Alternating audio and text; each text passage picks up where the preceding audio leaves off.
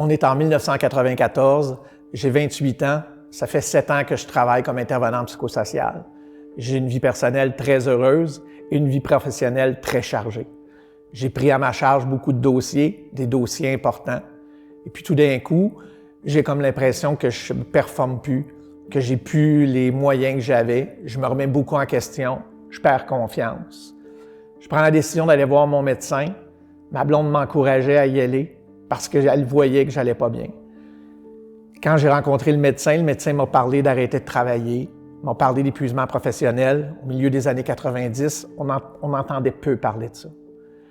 Bref, tout d'un coup, tout s'est écroulé sous mes pieds à partir du moment où j'ai arrêté de travailler. Je me sentais plus bon, j'avais l'impression d'être un poids, puis ma seule solution est venue rapidement de me dire « je veux mourir, je veux plus être là ». Ma blonde m'a supporté énormément, elle a toujours été là, m'a toujours accompagné là-dedans. J'ai pris la décision d'aller en psychothérapie, puis à partir de ce moment-là, j'ai décidé de me reconstruire. Pendant ma reconstruction, l'ébénisterie est venue dans ma vie. C'est devenu pour moi un exutoire, c'est devenu pour moi un équilibre entre mon métier, où j'ai peu de résultats concrets, puis l'ébénisterie, où là, je pouvais avoir un résultat concret.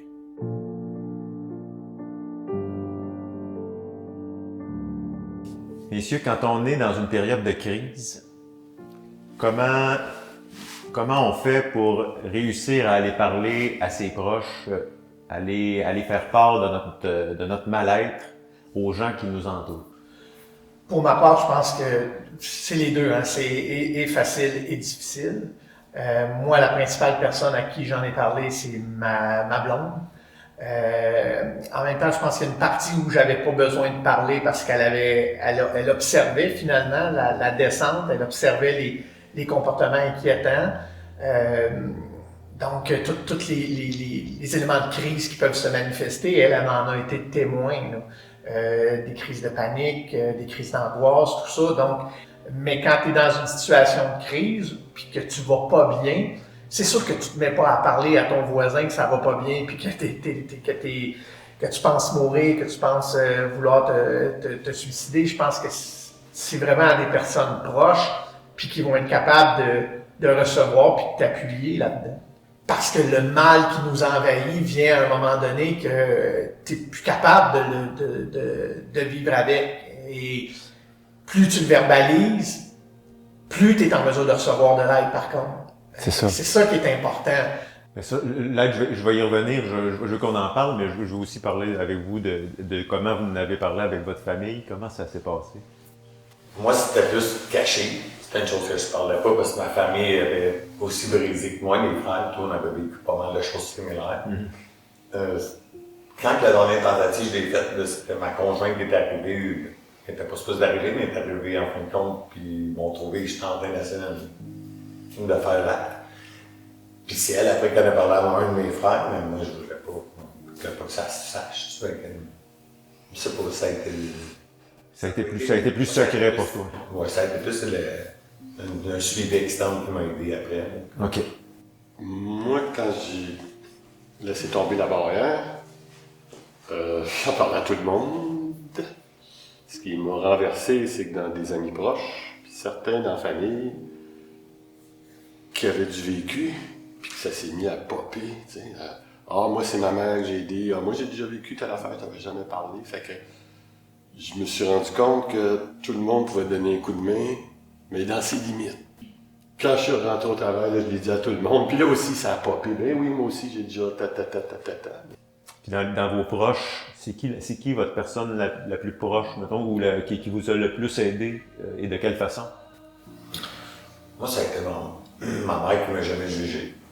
Après, quand tout s'est ici, elle m'a jamais jugé. Okay. Elle me disait, il ne faut pas lâcher. Puis elle me parlait, ça me ramenait tant qu'elle a vécu, qu'elle restait là pour nous autres, pour nous élever. Pour ma part, moi, ça a été ma blonde. Moi, ça a été vraiment elle. En même temps, je vivais une histoire d'amour qui était fabuleuse. Là. Je suis avec la même blonde depuis que j'ai l'âge de 16 ans. Donc, wow.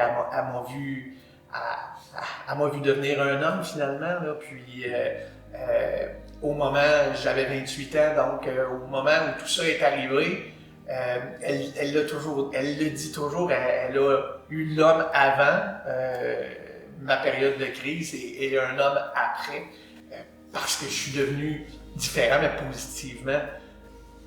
Bon, c'est formidable. C'est formidable de voir que votre entourage vous a soutenu. Toi, Bernard, comment ça s'est passé, le soutien de ton entourage?